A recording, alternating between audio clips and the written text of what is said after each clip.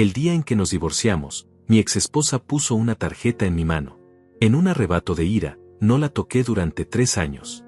3 años completos guardada en el fondo de un cajón, como si fuera basura, como si no existiera. Pero las cuentas de mi madre me obligaron a verificar el saldo. Y lo que descubrí en el banco ese día cambió todo lo que creía saber sobre mi matrimonio, sobre Liliana, sobre mí mismo. Pero estoy adelantándome.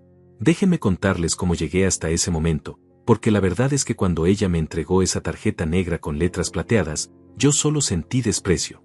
Desprecio y una rabia tan profunda que me quemaba el pecho. Era un martes de octubre cuando firmamos los papeles del divorcio. Recuerdo el olor a café viejo en la oficina del abogado, las paredes color crema que me daban náuseas, el sonido de la pluma arañando el papel mientras escribía mi nombre por última vez como esposo de alguien. Liliana estaba sentada frente a mí, con un vestido gris que nunca le había visto antes, el cabello recogido de una manera distinta, como si ya fuera otra persona. No me miraba. Durante toda la reunión evitó mis ojos, y eso me dolió más que cualquier palabra que pudiera haber dicho. Teníamos 45 años, 12 años de matrimonio, y ella me estaba dejando como quien abandona un auto viejo en el desguace. Cuando terminamos de firmar, cuando el abogado guardó los documentos con esa sonrisa profesional que odié al instante, Liliana se levantó. Pensé que saldría sin decir nada, pero se detuvo junto a mi silla. Sacó algo de su bolso, una tarjeta bancaria, y la dejó caer sobre la mesa frente a mí. El sonido del plástico golpeando la madera fue seco, frío, definitivo. Tenía mi nombre impreso, Rafael Mendoza. Ella no dijo nada, solo me miró por primera vez en toda la mañana, y en sus ojos vi algo que no pude descifrar. ¿Pena? ¿Culpa? ¿Lástima? Fuera lo que fuera, me hirió más profundo que el divorcio mismo. Agarré la tarjeta y la apreté en mi puño. Quería gritarle. Quería preguntarle qué demonios significaba esto, si pensaba que podía comprar su salida, si creía que con dinero podía borrar 12 años de vida juntos. Pero no dije nada. Mi garganta estaba cerrada, llena de palabras que nunca encontraron la salida. Liliana tomó su bolso, dio media vuelta y salió de esa oficina. La vi alejarse por el pasillo, sus pasos lentos, deliberados, sin voltear ni una sola vez. Y yo me quedé ahí, sentado en una silla que olía a cuero viejo, sosteniendo una tarjeta que pesaba como una piedra en mi mano. Cuando salí de ese edificio, el sol me golpeó la cara con una violencia que no esperaba. La ciudad seguía moviéndose, la gente caminaba por las calles, los autos tocaban el claxon, todo continuaba como si mi mundo no se hubiera detenido hacía apenas 20 minutos. Metí la tarjeta en el bolsillo trasero de mi pantalón y caminé sin rumbo durante horas. No quería ir a casa. No quería enfrentar el silencio de un departamento que todavía olía a ella, que todavía tenía sus cosas en los cajones, sus libros en el estante, su taza de café favorita junto al fregadero. Esa noche, cuando finalmente llegué a casa, saqué la tarjeta de mi bolsillo y la miré bajo la luz amarillenta de la lámpara de la sala. Era una tarjeta común, sin nada especial, solo mi nombre y una fecha de vencimiento 3 años en el futuro. No tenía PIN, no tenía instrucciones, nada. ¿Qué esperaba que hiciera con esto? ¿Que fuera corriendo al cajero automático como un mendigo agradecido? La rabia volvió a subirme, caliente y amarga. Abrí el cajón de la mesita de noche, la arrojé adentro con fuerza y lo cerré de un golpe. Ahí se quedaría. Para siempre. Yo no necesitaba su caridad. No necesitaba nada de ella. Los primeros meses después del divorcio fueron los más duros de mi vida. Liliana se había llevado la mitad de todo, como correspondía legalmente, pero lo que más me dolió fue el silencio. No volvió a buscarme, no llamó, no mandó un mensaje. Era como si hubiera muerto para ella, como si esos 12 años nunca hubieran existido. Yo tampoco la busqué, por supuesto. Mi orgullo no me lo permitía. Además, ¿qué le iba a decir? ¿Qué me había destrozado? ¿Que no entendía por qué me dejó sin una explicación real? ¿Que las últimas palabras que me dijo antes de pedir el divorcio fueron tan vagas que todavía me despertaba por las noches tratando de descifrarlas? Ella solo había dicho que ya no podía seguir, que necesitaba estar sola, que esto era lo mejor para los dos. Pero yo sabía que había algo más. Algo que nunca me dijo. Algo que se guardó como si yo no mereciera saberlo. Y eso, más que el divorcio mismo, más que la división de bienes o la firma de papeles, eso fue lo que me partió en dos. La sensación de que nunca fui suficiente para que me dijera la verdad. Pasé los siguientes 6 meses viviendo como un fantasma. Me levantaba, iba al trabajo, regresaba, comía algo frente al televisor sin saber qué estaba viendo, y me dormía tarde tratando de no pensar. Mi trabajo como supervisor en una empresa de logística era lo único que me mantenía cuerdo. Los números, las rutas, los inventarios, todo eso tenía sentido. Todo eso seguía reglas claras. No como mi vida personal, que se había convertido en un laberinto sin salida. Mis amigos intentaron ayudar al principio. Rubén, mi compañero de trabajo desde hacía 15 años, me invitaba a cenar, a tomar cervezas los viernes, a salir con su familia. Pero yo siempre encontraba excusas. No quería ser el hombre divorciado y miserable en la mesa, el que arruina la conversación con su tristeza. Así que poco a poco dejé de contestar las llamadas, de responder los mensajes, hasta que ellos también se cansaron de insistir. No los culpo. Yo tampoco habría querido estar cerca de alguien como yo en ese momento. La tarjeta seguía en el cajón. A veces, cuando no podía dormir, abría ese cajón solo para mirarla.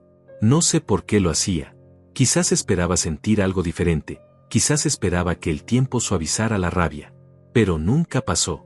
Cada vez que la veía, volvía a sentir lo mismo: humillación, rechazo, dolor. ¿Cuánto dinero habría puesto ahí? ¿$1,000? ¿5,000? ¿10,000? No me importaba. Podían ser $100,000 y seguiría sin tocarlos. Porque aceptar ese dinero sería aceptar que ella tenía razón en dejarme, que yo era alguien que necesitaba ser rescatado, que no podía valerme por mí mismo. Y yo iba a demostrar lo contrario.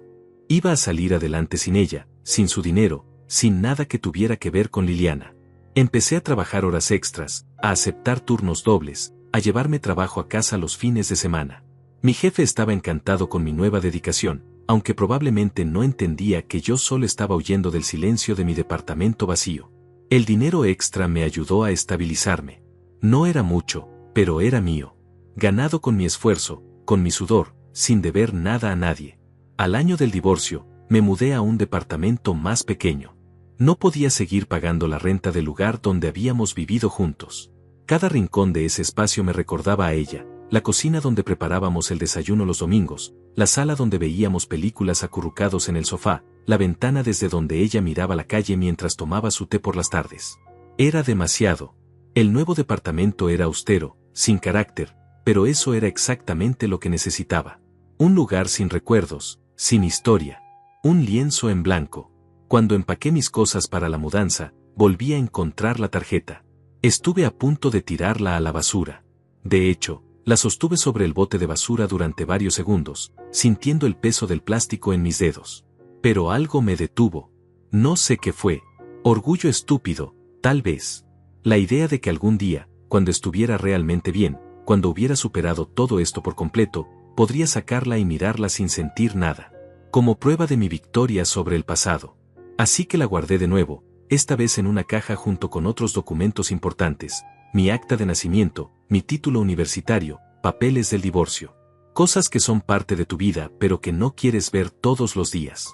Mi madre, María, fue la única que se dio cuenta de lo mal que estaba realmente. Ella vivía en un pequeño pueblo a 3 horas de la ciudad, en la misma casa donde me crié. Después del divorcio, empecé a visitarla con más frecuencia. Creo que necesitaba ese refugio, ese lugar donde alguien todavía me veía como alguien valioso. Ella nunca preguntó mucho sobre Liliana.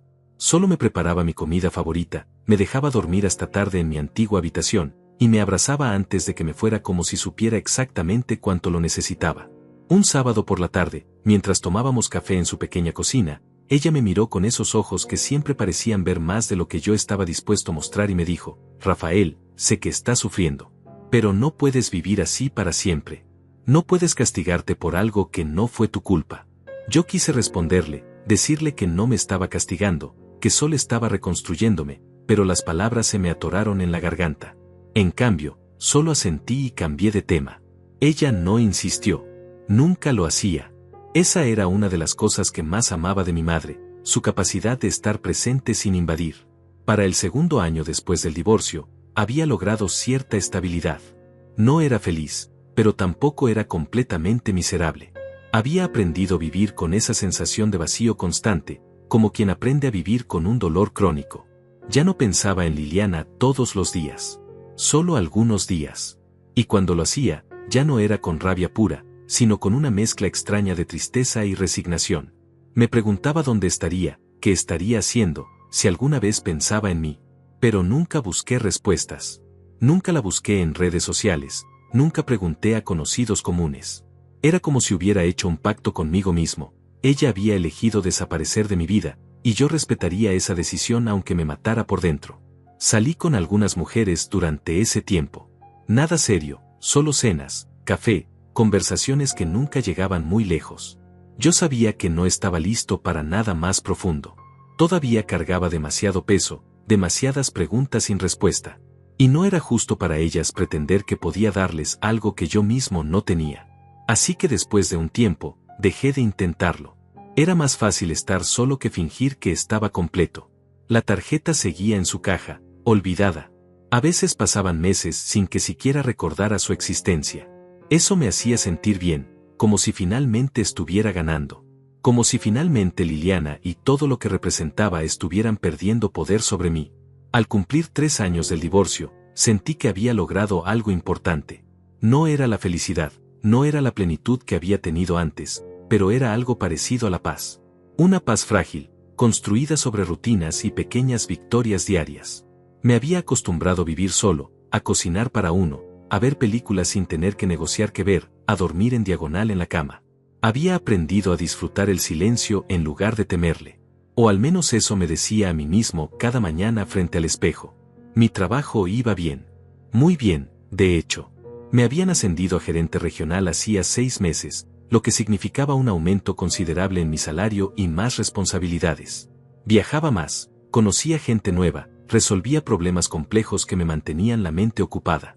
Rubén me había dicho una vez, medio en broma medio en serio, que me había convertido en un adicto al trabajo. Pero yo lo veía diferente. El trabajo era lo único en mi vida que tenía sentido, donde el esfuerzo producía resultados visibles, donde todo seguía una lógica clara. Si trabajabas duro, te recompensaban. Si resolvías problemas, te valoraban. No como las relaciones, donde podías dar todo y aún así terminar solo en una oficina de abogados firmando papeles de divorcio. Había logrado ahorrar algo de dinero. No era rico, pero tenía un colchón financiero que me daba seguridad. Cada vez que depositaba dinero en mi cuenta de ahorros, sentía una pequeña oleada de orgullo. Lo había hecho yo solo, sin ayuda de nadie, sin tocar esa maldita tarjeta que seguía guardada en algún lugar de mi closet, en una caja que ya casi no abría. A veces me olvidaba por completo de que existía, y esos eran los mejores días. Volví a salir con amigos. No como antes, no con la misma facilidad, pero hacía el esfuerzo. Rubén había sido persistente, el único que nunca se rindió conmigo, y eventualmente cedí. Empezamos a jugar fútbol los domingos con un grupo de tipos del trabajo y de su vecindario. Yo no era bueno, nunca lo había sido, pero no importaba. Era bueno sudar, correr, reírse de los errores tontos, tomar una cerveza después del partido. Era bueno sentirse parte de algo otra vez, aunque fuera solo por unas horas a la semana. Incluso empecé a salir con alguien. Mónica. La conocí en una conferencia de logística en la capital. Ella trabajaba para una empresa competidora, era inteligente, directa, con un sentido del humor seco que me hacía reír. No se parecía en nada a Liliana, y creo que eso fue lo que me atrajo. Liliana había sido suave, contemplativa, de esas personas que piensan mucho antes de hablar. Mónica era fuego, opiniones fuertes, decisiones rápidas. Salimos durante algunos meses. Cenas, cine, un par de viajes cortos los fines de semana. Ella sabía que yo había estado casado, que me había divorciado, pero nunca preguntó mucho. Creo que eso también me gustó de ella, no intentaba arreglarme, no trataba de llegar a lugares donde yo no quería que nadie llegara. Pero algo no estaba bien. Yo lo sabía, aunque no quería admitirlo. Cuando Mónica me besaba, yo respondía, pero una parte de mí seguía ausente. Cuando me hablaba de planes futuros, de conocer a su familia, de tal vez buscar un departamento juntos eventualmente, yo asentía pero sentía un vacío en el estómago. No era que no me gustara. Me gustaba, pero no la amaba. Y ella merecía a alguien que pudiera amarla sin reservas, sin sombras del pasado, sin ese espacio vacío que yo todavía cargaba dentro. Una noche, después de cenar en su departamento, ella me miró y me dijo, «No estás aquí realmente, ¿verdad, Rafael?» Y yo no pude mentirle. No pude decirle que sí estaba, que ella era suficiente, que yo estaba listo. Así que nos separamos. Fue triste, pero también fue un alivio. Ella se merecía más, y yo necesitaba aceptar que tal vez nunca estaría listo para dar más. Mi madre seguía siendo mi refugio. La visitaba al menos 2 veces al mes, a veces más. Ella había envejecido en esos 3 años, lo notaba en pequeñas cosas, como le costaba más levantarse del sofá, como se cansaba más rápido al cocinar, como a veces olvidaba cosas que antes recordaba perfectamente. Tenía 72 años, pero siempre había sido tan vital, tan fuerte, que verla desacelerarse me asustaba de una manera que no quería examinar muy de cerca. Le había sugerido varias veces que se mudara conmigo a la ciudad, donde podría estar cerca de mejores hospitales, donde yo podría cuidarla mejor. Pero ella siempre se negaba. Esta es mi casa, Rafael.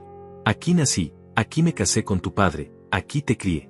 Aquí me voy a quedar hasta que Dios decida otra cosa. Una tarde de domingo, después de comer, estábamos sentados en el pequeño patio trasero de su casa. Ella regaba sus plantas, esas macetas llenas de hierbas y flores que cuidaba con devoción religiosa. Yo la observaba en silencio, sintiendo algo parecido a la paz. El sol estaba bajando, pintando el cielo de naranja y rosa, y por un momento todo parecía estar bien en el mundo. Entonces ella se detuvo, dejó la regadera en el suelo y me miró. «Hijo, ¿ya la perdonaste?». La pregunta me tomó desprevenido. No había mencionado a Liliana en meses. ¿Perdonarla? No sé, mamá. No sé si hay algo que perdonar. Ella solo se fue. Mi madre negó con la cabeza lentamente. No la perdonas por irse. La perdonas para que tú puedas seguir adelante de verdad. Mientras sigas cargando eso, nunca vas a estar completo. Sus palabras se quedaron conmigo durante días, pero no supe qué hacer con ellas. En el trabajo me llamaban el tipo confiable. El que siempre entregaba a tiempo, el que resolvía crisis, el que nunca se quejaba de las horas extras. Mis colegas me respetaban, mi jefe me valoraba, los clientes confiaban en mí. Había construido una reputación sólida, una identidad profesional que me hacía sentir importante. Y en cierta forma, eso bastaba. O al menos me convencía de que bastaba. Porque si me enfocaba en el trabajo, si llenaba cada hora de mi día con tareas y objetivos, no tenía que enfrentar esa pregunta incómoda que a veces surgía en la madrugada cuando no podía dormir. ¿Realmente había superado lo que pasó con Liliana, o solo me había vuelto experto en ignorarlo? Los fines de semana eran más difíciles. Cuando no tenía trabajo que hacer, cuando no tenía visitas a mi madre planeadas, cuando no había partido de fútbol ni cervezas con Rubén, el silencio del departamento se volvía ensordecedor. En esos momentos, caminaba por la ciudad sin rumbo, entraba a cafeterías solo para estar rodeado de gente, iba al cine a ver películas que olvidaba apenas salía de la sala. Cualquier cosa para no quedarme quieto, para no pensar demasiado. 3 años. 3 años completos desde que Liliana puso esa tarjeta en mi mano y desapareció de mi vida. Y yo había sobrevivido. Había reconstruido una vida funcional, una existencia que tenía forma y estructura. No era la vida que había imaginado cuando me casé con ella, llena de risas y planes y envejecer juntos. Pero era mi vida, y la había construido con mis propias manos, sin ayuda de nadie. Eso tenía que significar algo. Eso tenía que ser suficiente. Me aferraba a esa idea como a un salvavidas, porque la alternativa era admitir que tal vez mi madre tenía razón, que tal vez todavía estaba atrapado en ese día de octubre, en esa oficina, sosteniendo una tarjeta que nunca entendí. La llamada llegó un martes por la tarde, mientras revisaba reportes de inventario en mi oficina. Era el teléfono de mi madre, pero no era su voz la que escuché del otro lado. Era Regina, su vecina de toda la vida, y el temblor en su tono me heló la sangre antes de que dijera una sola palabra. Rafael, necesitas venir.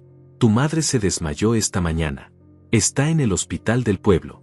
Los doctores dicen que necesita estudios, que puede ser algo serio. Colgué el teléfono. Agarré mis llaves y salí de la oficina sin decirle nada a nadie. Las 3 horas de camino hasta el pueblo se sintieron como 30. Mi mente no dejaba de imaginar lo peor, escenas que trataba de apartar pero que volvían una y otra vez.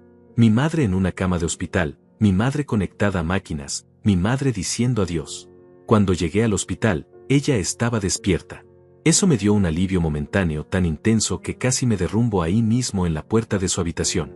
Estaba pálida, con ojeras profundas, pero me sonrió cuando me vio entrar. «Ay, hijo, no tenías que venir tan rápido». «Estoy bien, solo fue un susto». Pero yo podía ver en sus ojos que no era solo un susto. Había miedo ahí, un miedo que ella trataba de esconder pero que yo conocía demasiado bien. Me senté junto a su cama y tomé su mano. Era más delgada de lo que recordaba, más frágil. ¿Qué dijeron los doctores? Ella suspiró. Que necesitan hacerme estudios. Análisis de sangre, un electrocardiograma, otras cosas que no entendí bien. Dicen que puede ser el corazón, o tal vez los riñones. No lo saben todavía. Los siguientes días fueron una pesadilla de espera. Estudios, resultados, más estudios, más espera. Yo me quedé en el pueblo, durmiendo en la casa de mi madre, yendo y viniendo del hospital. Llamé al trabajo para pedir una semana de permiso, y mi jefe, aunque no le gustó, no tuvo más remedio que aceptar. Regina y otras vecinas me traían comida, me preguntaban cómo estaba, me ofrecían ayuda. El pueblo entero parecía estar pendiente de mi madre, y eso me recordó por qué ella nunca había querido irse de ahí. Este era su mundo, su comunidad, el lugar donde todos la conocían y la querían. Finalmente, el doctor nos dio el diagnóstico: insuficiencia renal crónica, etapa avanzada. Las palabras cayeron sobre mí como piedras. Mi madre necesitaría diálisis 3 veces por semana, medicamentos caros, una dieta estricta, cuidados constantes. El doctor habló de tratamientos, de opciones, de pronósticos, pero todo sonaba lejano, como si estuviera hablando de otra persona. Esto no podía estar pasándole a mi madre, a la mujer que siempre había sido invencible, que había trabajado 2 empleos para criarme sola después de que mi padre murió, que nunca se quejaba de nada, que siempre encontraba la manera de salir adelante. ¿Cuánto va a costar todo esto? Esa fue la primera pregunta coherente que logré hacer. El doctor me miró con esa expresión que tienen los médicos cuando saben que las noticias no son buenas. Los tratamientos de diálisis, los medicamentos, las consultas, estamos hablando de aproximadamente $3,000 al mes, tal vez más dependiendo de las complicaciones. Y eso sin contar los costos iniciales de los equipos y estudios adicionales. Sentí que el piso desaparecía bajo mis pies. $3,000 al mes. $36,000 al año. Yo ganaba bien, pero no tanto. Y mi madre no tenía seguro médico privado, solo el básico del gobierno que cubría una fracción mínima de lo que ella necesitaba. Esa noche, sentado en la sala de la casa de mi madre, hice números. Una y otra vez, tratando de encontrar la manera de hacer que funcionara. Mis ahorros alcanzarían para cubrir tal vez los primeros 4 o 5 meses si tenía suerte y no surgían complicaciones. Después de eso, no sabía qué haría. Podía pedir un préstamo, pero ¿con qué lo pagaría después si todo mi sueldo se iba a ir en mantener vivo a mi madre? Podía vender mi carro, pero eso solo compraría un par de meses más. Podía buscar un segundo trabajo, pero ya apenas tenía tiempo para respirar con el que tenía. Mi madre me encontró ahí, rodeado de papeles y calculadora, con la cabeza entre las manos. Hijo, no quiero que te destruyas por esto. Si es mi tiempo, es mi tiempo. Yo voy a aceptarlo con paz. La miré y sentí una rabia inmensa. No digas eso. No voy a dejarte morir porque no tengamos dinero. Voy a encontrar la manera. Ella se sentó a mi lado, despacio, con ese cuidado de alguien que sabe que su cuerpo ya no responde como antes. Lo sé. Sé que vas a luchar. Eres mi hijo. Pero prométeme que no vas a sacrificar tu futuro por mi presente. Yo ya viví mi vida, Rafael. Una buena vida. Tú todavía tienes mucho por delante. No pude responderle. No podía prometerle algo así cuando la alternativa era verla morir. Regresé a la ciudad al día siguiente para arreglar las cosas en el trabajo y empacar lo necesario. Le expliqué a mi jefe la situación, le dije que necesitaba tomarme tiempo, tal vez trabajar remoto parte de la semana. Él fue comprensivo hasta cierto punto, pero dejó claro que la empresa tenía límites. Podía darme 2 semanas más, después tendría que tomar una decisión, o volvía completamente o tendría que renunciar. Esas fueron sus palabras exactas. Tomar una decisión. Como si fuera tan simple. Como si pudiera elegir entre mi madre y mi trabajo y sentirme bien con cualquiera de las 2 opciones. En mi departamento, rodeado del silencio que antes me daba paz y ahora solo me ahogaba, empecé a buscar opciones desesperadamente. Llamé a organizaciones de beneficencia, a programas de gobierno, a fundaciones que ayudaban con gastos médicos. Llené formularios, mandé correos, hice llamadas. Algunos dijeron que mi madre no calificaba porque yo tenía un ingreso que, según sus estándares, era suficiente. Otros dijeron que la lista de espera era de años. Otros simplemente nunca respondieron. Con cada puerta que se cerraba, sentía que las paredes se acercaban más. Rubén se ofreció a prestarme dinero.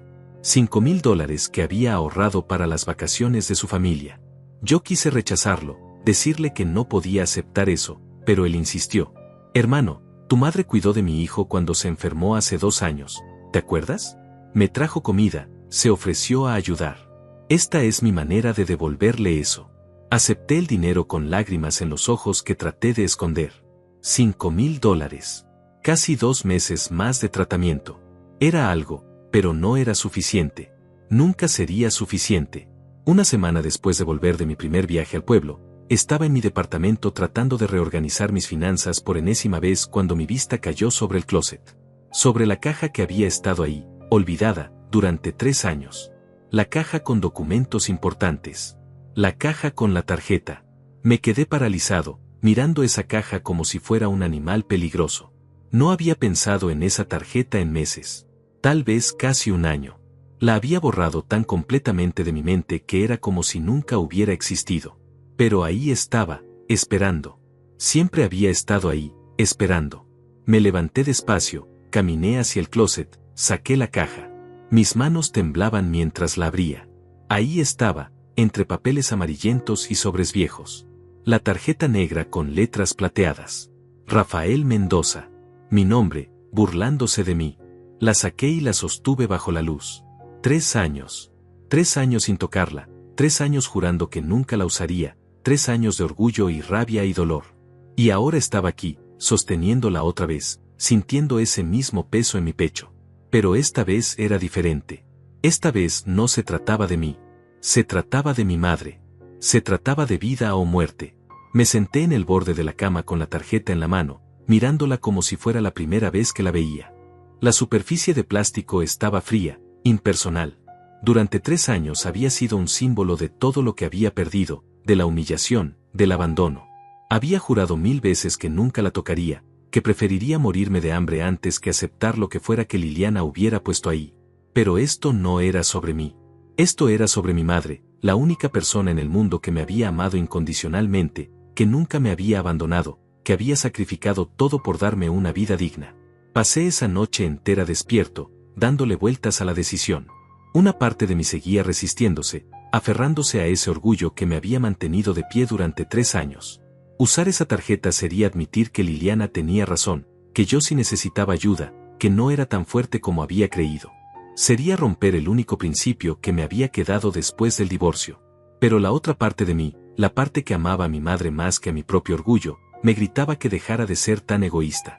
¿Qué importaba mi orgullo si mi madre moría? ¿Qué valor tenía mi dignidad si la pagaba con la vida de la mujer que me dio la mía? A las 5 de la mañana, tomé una decisión. Iría al banco. Solo verificaría el saldo. Solo para saber. No significaba que fuera a usar el dinero necesariamente. Solo necesitaba saber qué opciones tenía. Eso era todo. Eso me dije a mí mismo mientras me duchaba, mientras me vestía, mientras tomaba café que sabía a ceniza en mi boca. Solo voy a verificar. No estoy cediendo. Solo estoy explorando todas las opciones disponibles, como cualquier persona sensata haría. El banco abría a las 9. Yo llegué a las 8:30 y esperé en el estacionamiento, viendo a los empleados llegar, encender las luces, prepararse para el día. La tarjeta estaba en mi bolsillo, quemándome como un hierro caliente. Cada minuto que pasaba sentía más náuseas, más ganas de arrancar el carro e irme. Pero pensaba en mi madre, en su sonrisa cuando me vio en el hospital, en cómo había tratado de no asustarme aunque ella misma estaba aterrada. Y me quedaba. A las 9 en punto entré al banco. Era uno de esos bancos grandes, con piso de mármol y aire acondicionado tan frío que te hacía tiritar. Había poca gente a esa hora. Una señora mayor llenando formularios en un escritorio, un hombre de traje hablando con un ejecutivo, un guardia de seguridad que me miró con aburrimiento cuando pasé junto a él. Me acerqué a la fila de cajeros automáticos. Había 4 máquinas, todas vacías. Escogí la del fondo, la más alejada de la entrada, como si eso hiciera la situación menos real. Saqué la tarjeta de mi bolsillo. Mis manos sudaban tanto que tuve que secarlas en el pantalón antes de poder sostenerla correctamente. La tarjeta no tenía PIN escrito, obviamente, pero Liliana conocía mis números. Conocía las fechas que eran importantes para mí. Probé primero con mi fecha de nacimiento. 0, 8, 1, 7. Error. El cajero me devolvió la tarjeta con un mensaje en la pantalla: PIN incorrecto. Intente nuevamente. Mierda. Probé con la fecha de nuestra boda. 2-3-0-9. La máquina se tomó unos segundos que parecieron eternos. Luego, la pantalla cambió. Bienvenido, Rafael Mendoza.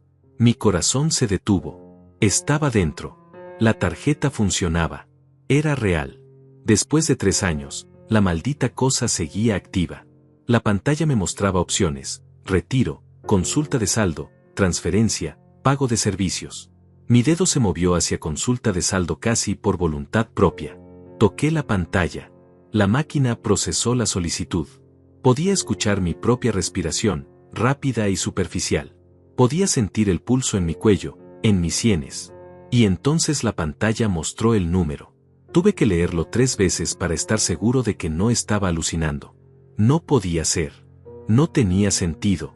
El saldo era de $143,700. $143,700. Me quedé ahí, paralizado, mirando esos números como si fueran un idioma extranjero. ¿Cómo? Liliana y yo nunca habíamos tenido tanto dinero junto. Cuando nos divorciamos, nuestra cuenta compartida tenía apenas $20,000 que dividimos equitativamente. ¿De dónde había salido esto? ¿Qué significaba? Mi primera reacción fue de sospecha.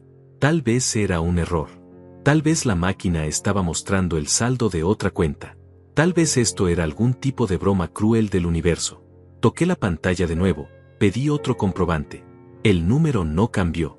$143,700. Ahí estaban, reales, disponibles, a mi nombre. Sentí que las rodillas se me aflojaban. Tuve que apoyarme contra el cajero para no caerme. ¿Qué había hecho Liliana? ¿Por qué había puesto tanto dinero en una cuenta a mi nombre? Nada de esto tenía sentido. Durante 3 años había asumido que la tarjeta tenía tal vez unos cuantos miles de dólares, una cantidad simbólica para aliviar su culpa por dejarme. Pero esto era diferente. Esto era el tipo de dinero que cambia vidas. El tipo de dinero que podía pagar el tratamiento completo de mi madre, que podía darle años de vida digna, que podía salvarla. Imprimí el comprobante con manos temblorosas. El papel salió de la máquina con ese sonido característico, y lo agarré como si fuera a desaparecer si no lo sostenía fuerte. Ahí estaba, negro sobre blanco. Mi nombre, el saldo, la fecha, todo era real. Salí del banco caminando como sonámbulo, sin ver realmente por dónde iba. Me subí a mi carro y me quedé sentado ahí, en el estacionamiento, mirando el comprobante una y otra vez. El sol de la mañana entraba por el parabrisas, calentando el interior del auto, pero yo no sentía nada. Estaba en shock completo. Entonces noté algo más en el comprobante. En la parte inferior, donde normalmente solo aparece información básica de la cuenta, había una nota: para ver movimientos detallados, consulte con un ejecutivo de cuenta o revise su estado de cuenta en línea. Movimientos detallados. ¿Había más información? ¿Había explicaciones? Sin pensarlo mucho, bajé del carro y volví a entrar al banco. Esta vez me acerqué directamente al escritorio de atención al cliente. Un hombre joven de traje, con una placa que decía Tomás Herrera, ejecutivo de cuenta, me recibió con una sonrisa profesional. Buenos días. ¿En qué puedo ayudarle? Le pasé la tarjeta y el comprobante con manos que todavía temblaban ligeramente. Necesito ver los movimientos de esta cuenta. Todos los movimientos desde que se abrió. Tomás tomó la tarjeta, la deslizó por su lector, tecleó algo en su computadora. Sus dedos se movían rápido sobre el teclado, sus ojos escaneaban la pantalla. Luego frunció el ceño levemente, como si hubiera visto algo inusual. Un momento, por favor, señor Mendoza. Voy a imprimir el historial completo. Puede tomar algunos minutos, la cuenta tiene bastante actividad. ¿Bastante actividad? ¿Qué significaba eso? Me senté en la silla frente a su escritorio, tratando de mantener la compostura mientras él esperaba que la impresora terminara. Podía escuchar el zumbido de la máquina, el ruido del papel saliendo hoja tras hoja. ¿Cuántas hojas eran? ¿5? ¿10? Finalmente, Tomás tomó el fajo de papeles y lo puso frente a mí. Aquí tiene, señor. Todos los movimientos desde la apertura de la cuenta hace 3 años. Como puede ver, hay depósitos mensuales consistentes, además del depósito inicial. ¿Depósitos mensuales? Agarré los papeles y empecé a revisarlos. La primera página mostraba el depósito inicial, $50,000, depositados el día de nuestro divorcio. El mismo día que Liliana me dio la tarjeta. Pero luego, en las siguientes páginas, vi algo que me dejó sin aliento. Depósitos mensuales. $1,500 cada mes. Sin falta. Durante 36 meses consecutivos. 36 depósitos de $1,500. $54,000 más. Más los intereses acumulados. Las cuentas cuadraban perfectamente. Pero había algo más. Cada depósito tenía una nota adjunta en el sistema. Tomás debió notar mi expresión porque señaló una columna en los papeles. Estas son las notas que el titular original dejó con cada transacción. No son visibles en los cajeros automáticos, solo en el sistema interno. Empecé a leer las notas, y con cada línea que leía, sentía que el mundo se desmoronaba y se reconstruía al mismo tiempo. La primera nota, junto al depósito inicial, decía, para que nunca te falte nada, incluso si yo no estoy ahí. Los depósitos siguientes tenían notas más cortas pero igual de devastadoras. Octubre, feliz cumpleaños, Rafael. Noviembre, espero que estés bien. Diciembre, feliz Navidad. Enero, año nuevo, nuevos comienzos. Y así, mes tras mes, durante 3 años. Las lágrimas empezaron a caer antes de que pudiera detenerlas. Ahí, sentado en ese banco, frente a un ejecutivo que no sabía qué hacer, rodeado de extraños, empecé a llorar como no había llorado desde el día del divorcio. Porque de repente todo era diferente. Todo lo que había creído, todo lo que había asumido, todo el odio y el resentimiento que había cargado durante 3 años, se estaba desmoronando frente a estos papeles. Liliana nunca me había olvidado. Nunca me había abandonado realmente. Había seguido ahí, en silencio, mes tras mes, dejando dinero y mensajes que ella probablemente sabía que yo nunca vería porque era demasiado orgulloso para usar la tarjeta. Tomás me ofreció un pañuelo de papel con gesto incómodo pero amable.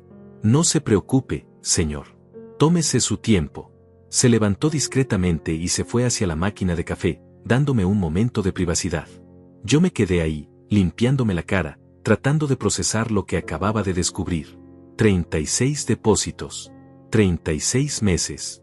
36 veces que Liliana había pensado en mí, había separado dinero, había escrito una nota. Mientras yo la maldecía, mientras juraba que la había olvidado, mientras construía mi vida nueva sobre la base del resentimiento hacia ella, Liliana había estado ahí. Silenciosa, constante, cuidándome desde la distancia.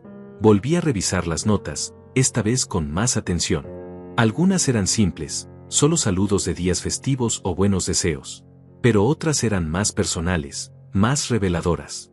En marzo del segundo año, la nota decía, sé que probablemente odias esto, pero no puedo dejar de preocuparme por ti. En julio, he pensado en llamarte 1000 veces, pero sé que no quieres saber de mí. En mi cumpleaños, el cumpleaños de ella que yo había tratado de olvidar, la nota decía, hoy cumplo años y lo único que quisiera es saber que estás bien. Y la más reciente, del mes pasado, espero que hayas encontrado la paz que yo no pude darte. Cada palabra era un puñal en mi pecho. No porque fueran crueles o hirientes, sino porque eran todo lo contrario. Eran tiernas, preocupadas, llenas de un cariño que yo había estado seguro que ya no existía. ¿Cómo había podido estar tan ciego?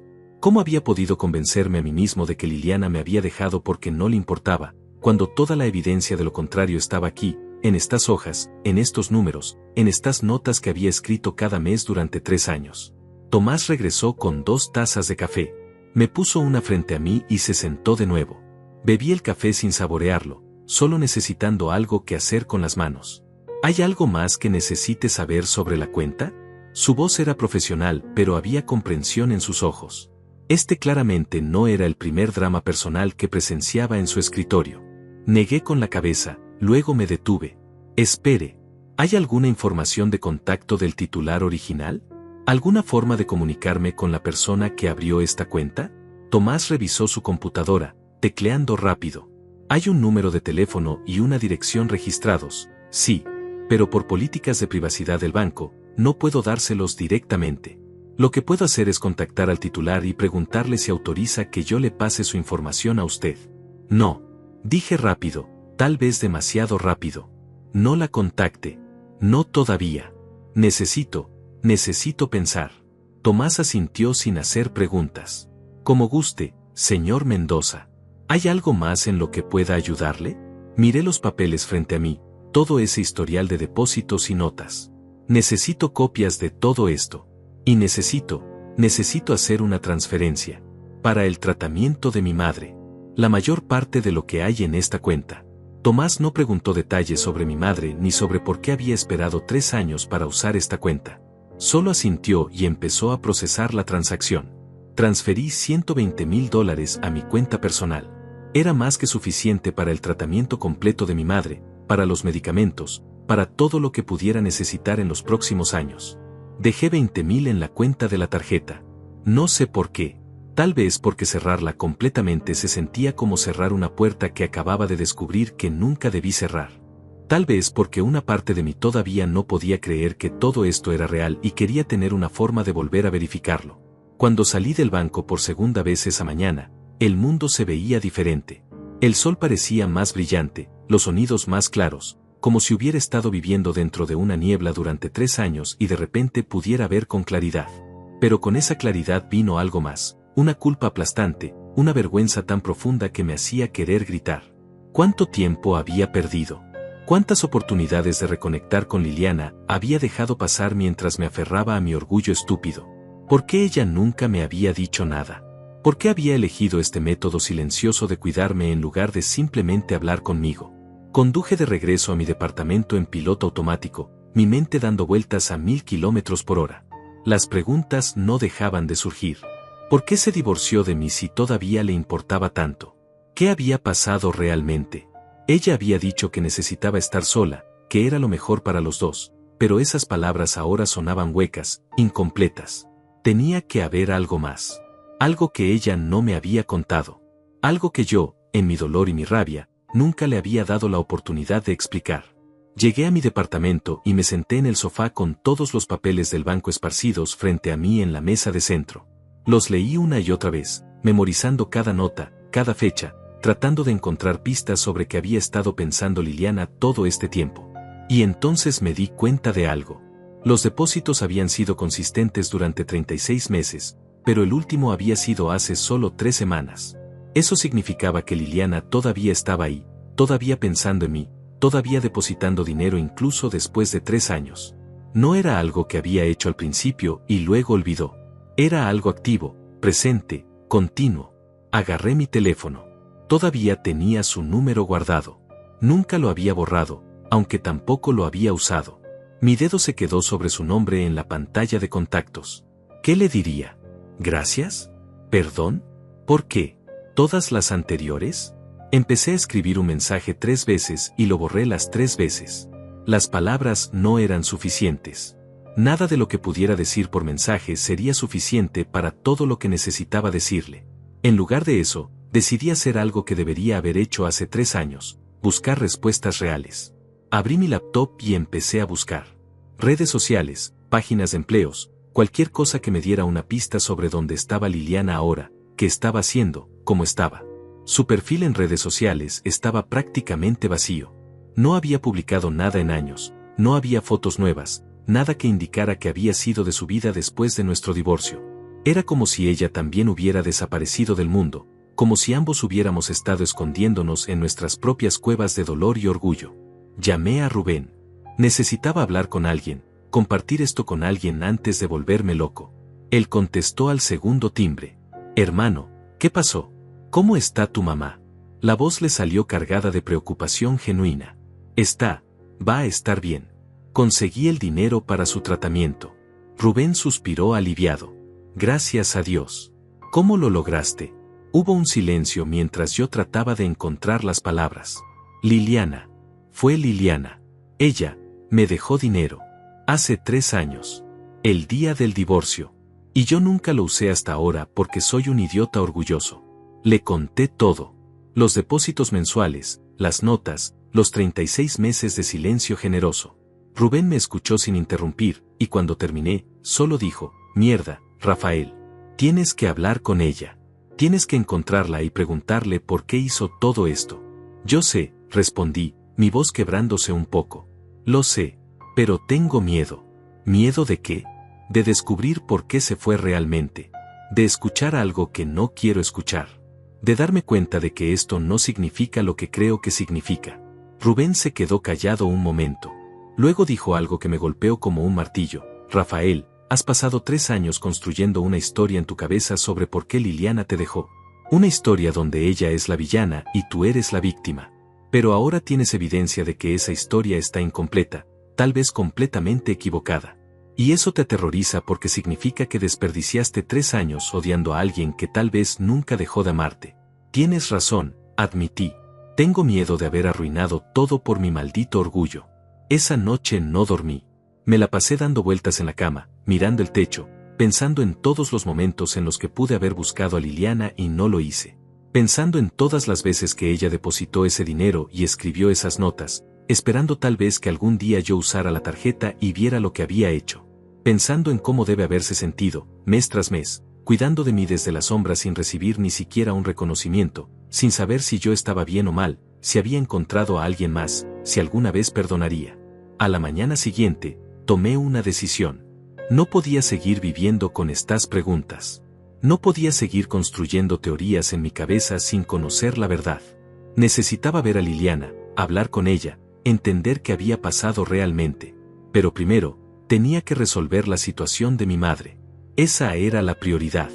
Lo demás podía esperar unos días más, aunque cada hora que pasaba se sentía como una eternidad. Conduje de regreso al pueblo esa misma tarde. Mi madre estaba en casa, descansando en su habitación. Regina había estado cuidándola, asegurándose de que tomara sus medicamentos y comiera bien. Cuando entré, mi madre levantó la vista y me sonrió, pero había cansancio en esa sonrisa, una fragilidad que nunca había visto antes. Hijo, no tenías que volver tan pronto. Yo puedo cuidarme sola unos días más. Me senté en la silla junto a su cama y tomé su mano. Mamá, tengo buenas noticias. Conseguí el dinero. Todo el dinero que necesitas para el tratamiento. Puedes empezar la diálisis la próxima semana, puedes comprar todos los medicamentos, puedes tener los cuidados que necesitas. Su rostro se iluminó, pero inmediatamente después apareció la preocupación. ¿Cómo? Rafael, ¿qué hiciste? ¿Pediste un préstamo? ¿Vendiste algo? No quiero que te destruyas económicamente por mí. Negué con la cabeza, sintiendo un nudo en la garganta. No me destruí. En realidad, alguien me ayudó. Alguien que estuvo ayudándome todo este tiempo sin que yo lo supiera.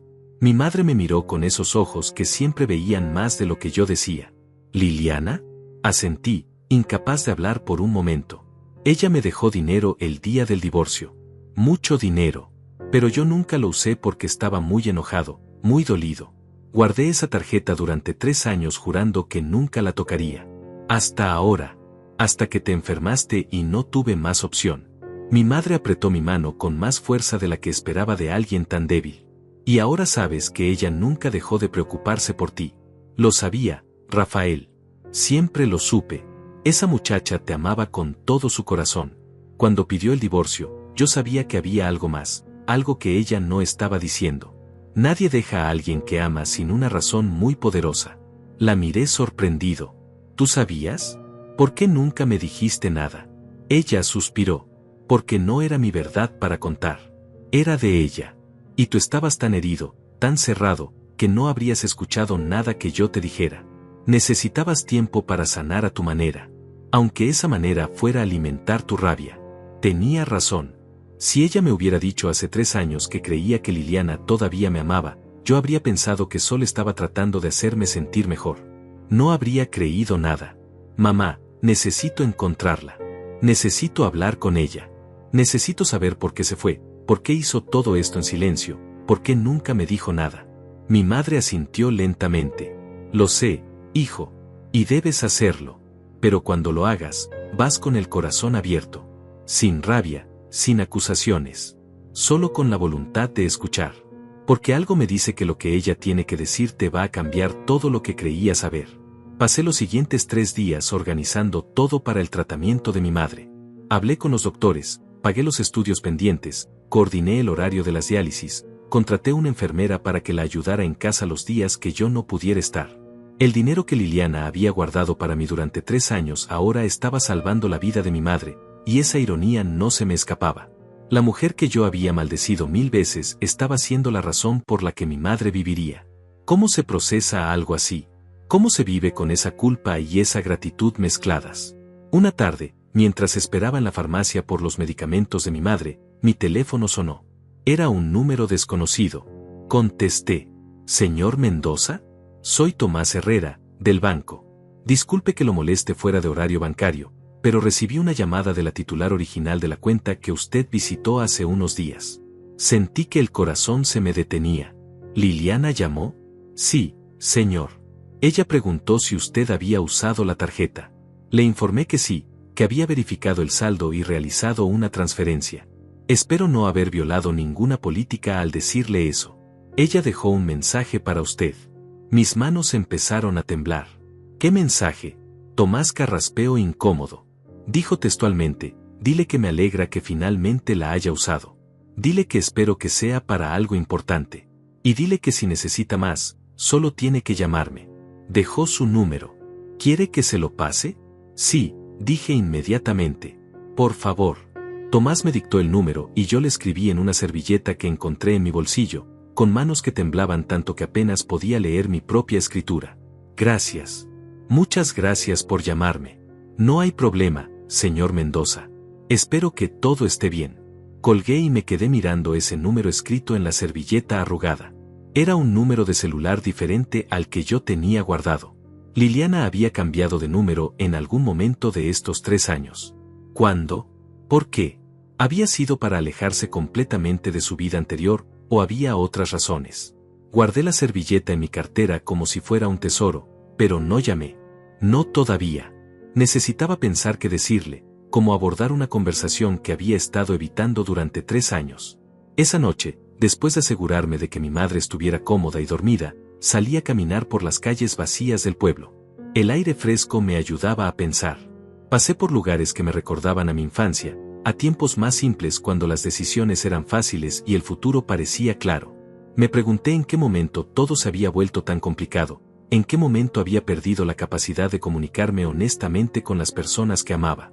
Pensé en Liliana, en cómo había sido nuestra relación antes del divorcio. Los primeros años habían sido buenos. Muy buenos. Nos reíamos mucho, compartíamos sueños, hacíamos planes. Pero en el último año, algo había cambiado. Ella se había vuelto más distante, más callada. Yo lo había atribuido al estrés de su trabajo, a problemas normales de cualquier matrimonio. Nunca presioné mucho, nunca insistí en que me contara qué pasaba realmente. Y luego, un día, ella simplemente dijo que quería el divorcio. Sin explicación real, sin intentar solucionarlo, sin darme la oportunidad de luchar por nuestro matrimonio. Pero ahora, con la perspectiva de 3 años y el conocimiento de lo que había hecho por mí en silencio, todo se veía diferente. ¿Y si ella se había alejado porque estaba protegiendo? ¿Y si el divorcio no había sido porque dejó de amarme, sino precisamente porque me amaba demasiado?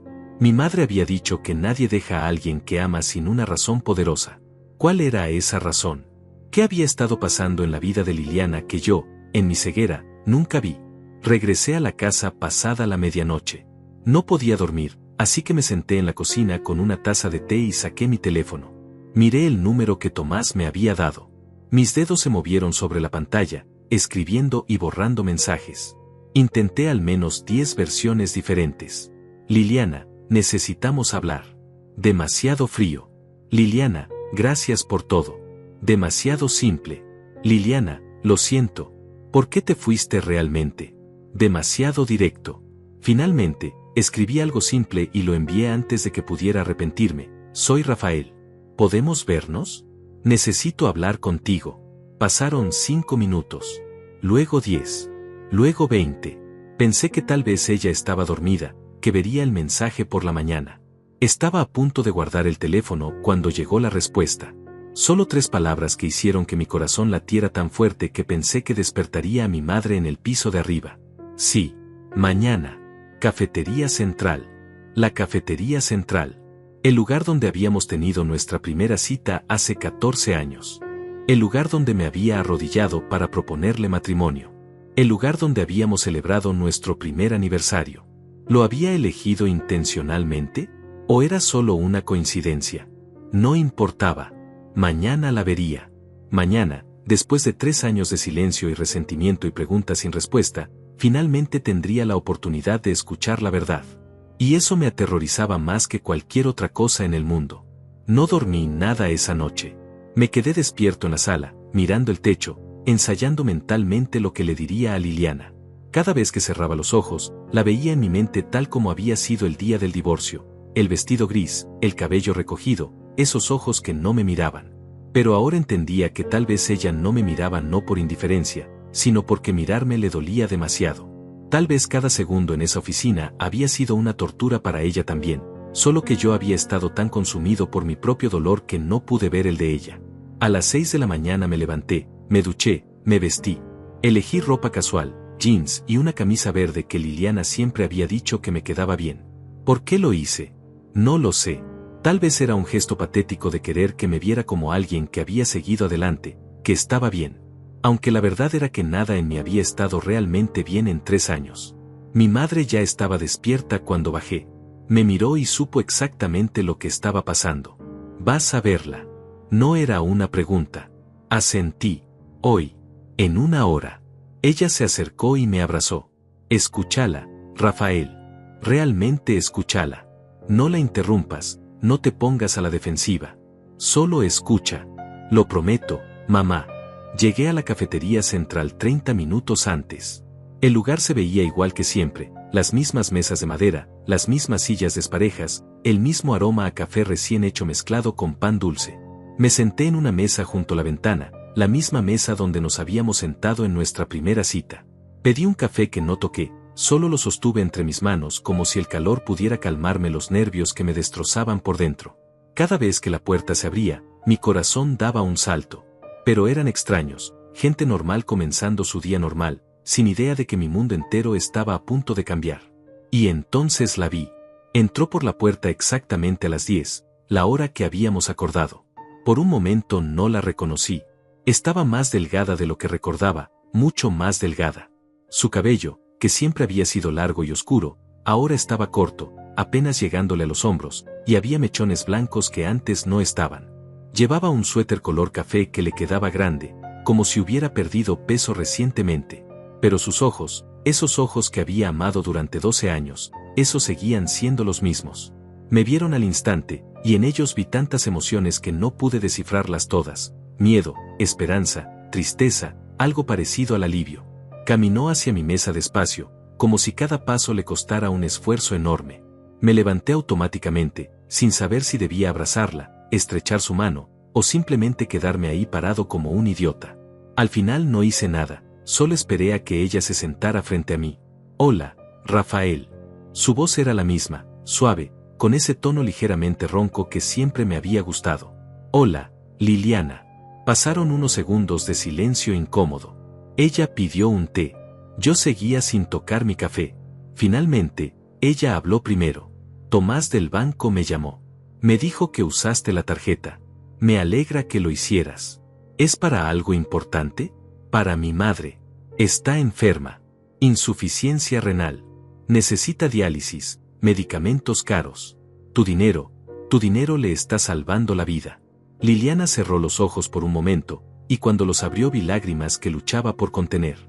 Me alegra tanto que haya servido para eso. Tu mamá es una mujer maravillosa. Siempre fue tan buena conmigo. Espero que se recupere pronto. Gracias, dije, mi voz apenas un susurro. Pero Liliana, yo necesito entender. ¿Por qué? ¿Por qué dejaste todo ese dinero? ¿Por qué los depósitos mensuales durante 3 años? ¿Por qué las notas? No lo entiendo. Si te importaba tanto, ¿por qué te fuiste? Ella tomó su taza de té con manos que temblaban ligeramente. Sabía que eventualmente ibas a preguntar. He ensayado esta conversación 1000 veces en mi cabeza durante 3 años. Pero ahora que estás aquí frente a mí, no sé por dónde empezar. Empieza por el principio, dije gentilmente. Empieza por qué pediste el divorcio. Ella respiró profundo, como preparándose para sumergirse en aguas profundas. Hace 4 años me diagnosticaron cáncer. Cáncer de mama, etapa 2. La palabra cayó entre nosotros como una bomba. Me quedé paralizado, incapaz de procesar lo que acababa de escuchar. ¿Qué? ¿Cáncer? Pero nunca dijiste nada. ¿Cómo es posible que? Lo sé. No te lo dije. No le dije a nadie excepto a mi doctora. Cuando me dieron el diagnóstico, me quedé en shock durante semanas. Los doctores me explicaron las opciones: cirugía, quimioterapia, radiación. Me dijeron que las probabilidades eran buenas si empezaba el tratamiento de inmediato, pero también me advirtieron que sería difícil, que perdería el cabello, que estaría enferma durante meses, que tal vez no podría tener hijos después. Y lo primero que pensé, Rafael, lo primero que pensé fue en ti. Las lágrimas empezaron a caer por sus mejillas, pero ella no hizo nada por detenerlas. Pensé en cómo esto te afectaría, en cómo tendrías que cuidarme, en cómo tu vida se detendría para ser mi enfermero. Pensé en todas las cosas que querías hacer, los planes que teníamos, y supe que todo eso se evaporaría. Te convertirías en mi cuidador, y yo me convertiría en tu carga. No, susurré, sintiendo que todo dentro de mí se quebraba. No, Liliana, tú nunca habrías sido una carga. Yo te amaba. Habría estado ahí para ti. Habríamos luchado juntos contra eso. Ella negó con la cabeza, las lágrimas cayendo más rápido ahora. Lo sé. Sé que lo habrías hecho. Eres ese tipo de hombre, Rafael. Eres noble y bueno, y te habrías quedado a mi lado sin dudar. Y precisamente por eso no podía decirte. Porque sabía que te sacrificarías por mí. Sabía que pondrías tu vida en pausa, que renunciarías a tus sueños, que te consumirías cuidándome. Y yo no podía hacer eso. No podía permitir que el cáncer no solo me destruyera a mí, sino también a ti. Entonces decidiste abandonarme primero. La amargura en mi voz era imposible de ocultar. Decidiste que sabías mejor que yo lo que yo podía manejar. Decidiste por los dos. Sí. Su voz se quebró. Lo hice. Y fue la decisión más egoísta y más desinteresada que he tomado en mi vida. Egoísta porque elegí mi orgullo sobre tu derecho a saber. No quería que me vieras débil, enferma, muriendo tal vez. Quería que me recordaras como era antes. Pero también fue desinteresada porque genuinamente creí que estarías mejor sin mí, que podrías seguir adelante, encontrar a alguien sana, tener la vida que merecías. Me pasé las manos por la cara, tratando de procesar todo esto. ¿Y el dinero? ¿Los depósitos mensuales? Ella sonrió tristemente. Cuando me divorcié de ti, tomé mi parte del dinero que teníamos ahorrado y empecé el tratamiento. La quimioterapia, la cirugía, todo eso. Pero también abrí esa cuenta para ti. Puse todo lo que pude al inicio, y luego, cada mes, sin importar cuán difícil fuera para mí económicamente, depositaba lo que podía. Era mi forma de seguir cuidándote desde lejos. Era mi forma de decirte que aunque no estuviera físicamente ahí, seguía pensando en ti, preocupándome por ti, amándote. ¿Y las notas? Las leí todas, Liliana. Cada una. Ella se sonrojó ligeramente. No sabía si alguna vez las verías. Pero necesitaba escribirlas de todas formas. Era como seguir hablándote aunque no pudieras oírme. Me preguntaba todo el tiempo cómo estarías, si habías encontrado a alguien más, si eras feliz. Las notas eran mi manera de mantener esa conexión, aunque fuera unilateral. Miré a esta mujer que había amado, que había odiado, que había tratado de olvidar durante 3 años, y vi por primera vez el sacrificio que había hecho. Había luchado contra el cáncer completamente sola, sin apoyo, sin alguien que sostuviera su mano durante las quimioterapias, sin nadie que la abrazara cuando tenía miedo. Y todo porque pensó que estaba protegiéndome. ¿Y ahora? Mi voz salió ronca. ¿Cómo estás ahora? Ella dudó antes de responder. Estoy en remisión. Han pasado 2 años desde el último tratamiento. Los doctores dicen que las probabilidades de que regrese son bajas, pero nunca cero. Vivo con eso todos los días. La incertidumbre. Pero estoy viva, Rafael. Sobreviví. Y aunque me costó todo, aunque perdí a la persona que más amaba en el mundo, sigo considerando que tomé la decisión correcta porque tú seguiste adelante. Tú estás bien. No estoy bien. Las palabras salieron de mí como un torrente que había estado conteniendo durante demasiado tiempo. No he estado bien ni un solo día desde que te fuiste, Liliana. He estado enojado, herido, perdido.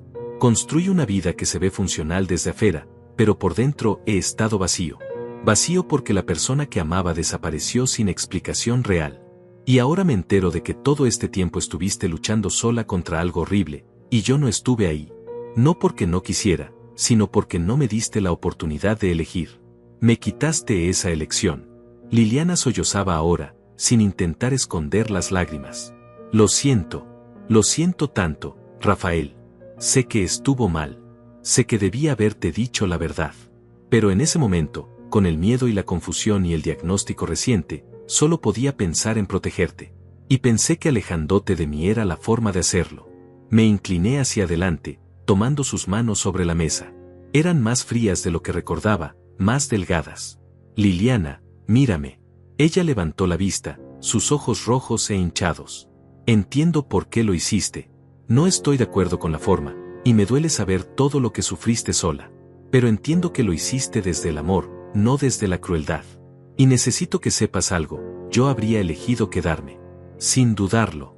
Cada vez. Habría elegido estar a tu lado durante cada tratamiento, cada noche difícil, cada momento de miedo. Porque eso es lo que significa amar a alguien. No solo en los momentos buenos, sino especialmente en los difíciles. Ella cerró los ojos, más lágrimas cayendo. Lo sé. Ahora lo sé. Estos 3 años me han enseñado que el amor verdadero no se trata de proteger a alguien de la vida, sino de enfrentarla juntos. Pero cuando estaba ahí, en ese consultorio médico, escuchando palabras como cáncer y quimioterapia y posibilidad de muerte, entré en pánico. Y tomé una decisión terrible desde el miedo. Una decisión que nos hizo daño a los dos.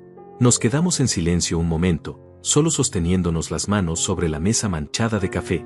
Alrededor nuestro, la cafetería seguía su ritmo normal, gente entrando y saliendo, conversaciones banales, el sonido de la máquina de espresso, la vida continuando como si nada. Pero para nosotros, en esa mesa, el mundo se había detenido. ¿Por qué seguiste depositando dinero todos estos meses?, pregunté finalmente. Incluso después de 3 años. Incluso cuando debías pensar que yo te odiaba. Ella sonrió tristemente. Porque nunca dejé de amarte. Ni un solo día. Y depositar ese dinero, escribir esas notas, era la única forma que tenía de seguir conectada contigo. Sabía que probablemente nunca usarías la tarjeta. Conocía tu orgullo, tu terquedad. Pero lo hacía de todas formas porque necesitaba sentir que todavía te cuidaba de alguna manera. Que todavía era parte de tu vida, aunque fuera invisiblemente. Y tenías razón, admití. Nunca la usé. Ni siquiera la miré durante años. La guardé en un cajón como si fuera basura porque estaba tan enojado, tan dolido. Juré que nunca tocaría un centavo de ese dinero, que te demostraría que no te necesitaba. ¿Y qué cambió? Su voz era apenas un susurro. Mi madre. Cuando se enfermó y necesité el dinero para salvarla, finalmente vencí mi orgullo. Y cuando fui al banco y vi los depósitos mensuales, las notas, todo lo que habías hecho en silencio. Liliana, me destrozó. Me destrozó darme cuenta de que había desperdiciado 3 años odiándote cuando todo el tiempo estuviste ahí, cuidándome, pensando en mí. Me destrozó entender que construí una historia completa en mi cabeza sobre por qué me dejaste, y resulta que estaba completamente equivocado. Ella apretó mis manos. No estabas equivocado en sentirte herido. Te lastimé, Rafael. Profundamente. Aunque mis intenciones fueran buenas, el resultado fue el mismo. Te dejé sin explicación, te hice sentir abandonado, no valorado. Eso fue real. Tu dolor fue real y válido. Nos quedamos así, mirándonos, procesando 3 años de dolor y malentendidos en este pequeño café que había sido testigo de tantos momentos importantes en nuestra historia juntos. Finalmente, respiré profundo. Liliana, tengo que preguntarte algo. Y necesito que seas completamente honesta. Ella asintió. Lo que sea. Si pudieras regresar en el tiempo, sabiendo cómo resultó todo, ¿harías las cosas diferente? Ella no dudó ni un segundo. Sí. 1000 veces sí. Te diría la verdad desde el principio. Te daría la oportunidad de elegir estar a mi lado o no. Te trataría como el adulto que eres, capaz de tomar sus propias decisiones. Y enfrentaríamos el cáncer juntos, como pareja, como equipo. Fue arrogante de mi parte pensar que sabía mejor que tú lo que podías manejar. Y ahora, dije lentamente, ¿qué quieres ahora? Después de todo esto, después de 3 años separados, después de todo lo que ha pasado. Ella me miró con una vulnerabilidad que me partió el corazón. Quiero otra oportunidad. No espero que me perdones inmediatamente, no espero que las cosas vuelvan a ser como antes. Sé que eso es imposible.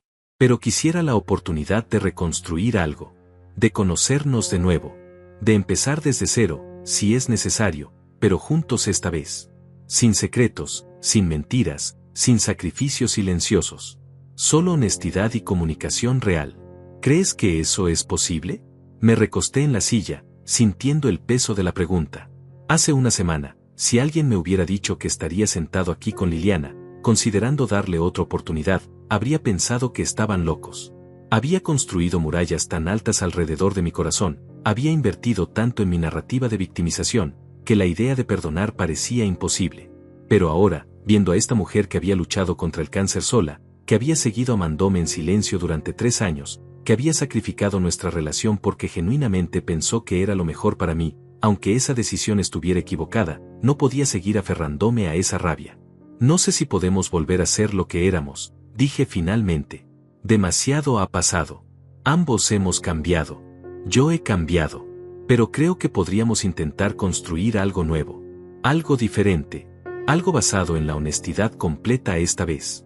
Sin secretos, sin sacrificios silenciosos, sin decisiones unilaterales sobre lo que es mejor para el otro. Si vamos a hacer esto, tiene que ser como socios reales. Iguales. Los ojos de Liliana se iluminaron con algo que no había visto en años: esperanza. Sí. ¿De verdad estás dispuesto a intentarlo? Asentí. Pero despacio. Muy despacio. Necesito tiempo para procesar todo esto. Y tú necesitas contarme todo. Todo lo que pasaste, los tratamientos, las noches difíciles, todo lo que te guardaste. No más secretos, Liliana. Si vamos a hacer esto, lo hacemos completamente abiertos el uno con el otro. Te lo prometo. Lo juro. Sin más secretos. Sin más decisiones solitarias. Todo lo hablamos, todo lo enfrentamos juntos. Tomé un sorbo de mi café, que ya estaba frío pero no me importó. Hay algo más que necesitas saber. Mi madre siempre supo que había algo más en nuestra historia. Ella nunca creyó que simplemente dejaste de amarme. Y cuando le conté sobre el dinero, sobre los depósitos, ella no se sorprendió. Dijo que siempre supo que me amabas, que debía haber una razón poderosa para que te fueras. Liliana sonrió entre lágrimas. Tu mamá es sabia. Siempre lo fue. ¿Cómo está ahora? ¿El tratamiento está funcionando? Empezó la semana pasada.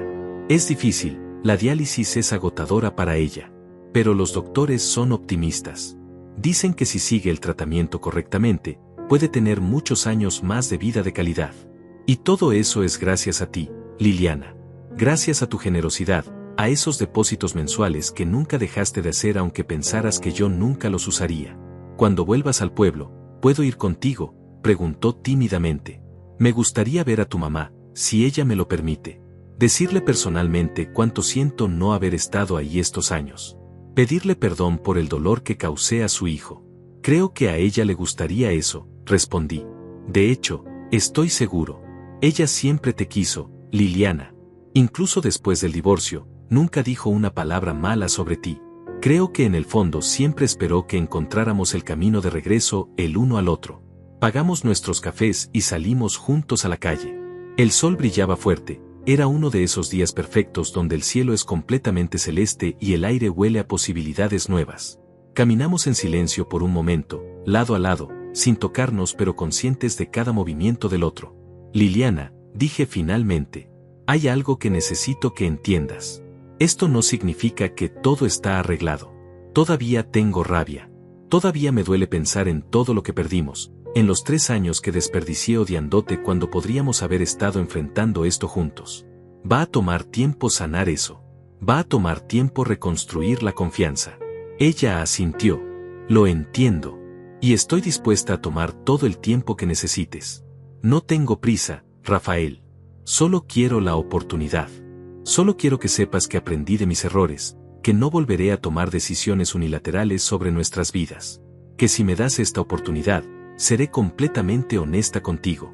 Incluso cuando duela. Especialmente cuando duela. Nos detuvimos frente a mi carro. Nos miramos por un largo momento, y en sus ojos vi todo lo que habíamos sido y todo lo que podríamos ser si elegíamos intentarlo. No sé qué nos depara el futuro. No sé si lograremos reconstruir lo que teníamos o si construiremos algo completamente nuevo. Pero por primera vez en 3 años, siento algo más que rabia y vacío. Siento esperanza. Pequeña, frágil, asustada, pero ahí.